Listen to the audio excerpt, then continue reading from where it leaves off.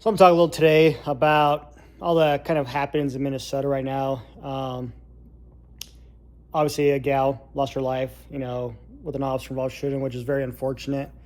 And just kind of briefly touch on my perspective and kind of my training and education on it, right? So those of you who don't know me, my name's Leo. I spent 15 years in law enforcement, did a little bit of everything, SWAT, K-9, training officer, honor guard, you name it. I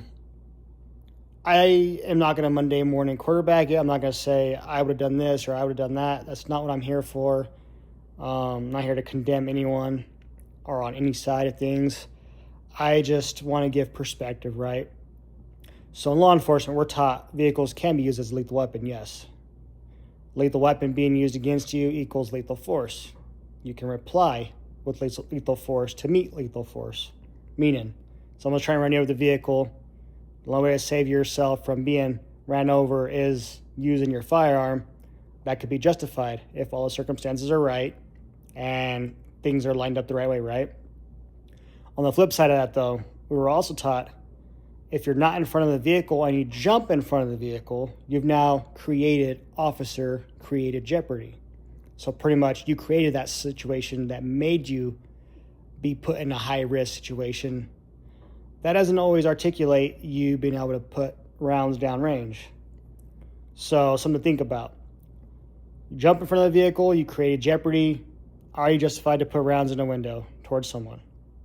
Probably not. But of course it depends on your state, depends on your agency, depends on your policies, your laws. We were always taught, stay away from the front of the vehicle. And if you jump in front of the vehicle, you've created that danger to yourself, you're not justified. If I'm already in front of the vehicle because maybe I was trying to walk around it or something like that, we're surrounding it, and then someone tried to get away and run me over, that's a different scenario.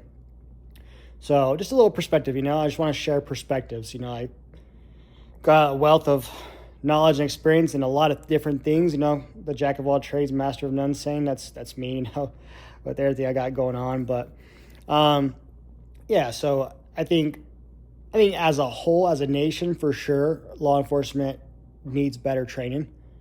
I think, but also the general public too. I think education is power, and having the general public maybe do ride-alongs or scenario-based training, like controlled scenario-based training with law enforcement, obviously simulation training and all that stuff.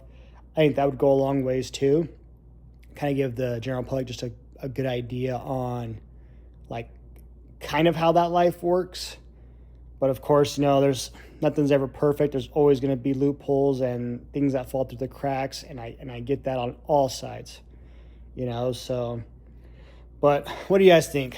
Throw some questions in the comments, throw some, what you think, what your perspective is.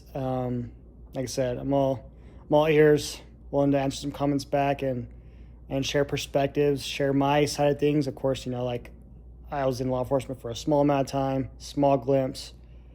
I'm not the subject matter expert, compared to everyone in this world, right? I just know a glimpse of things and what I've learned. So let me know what you think.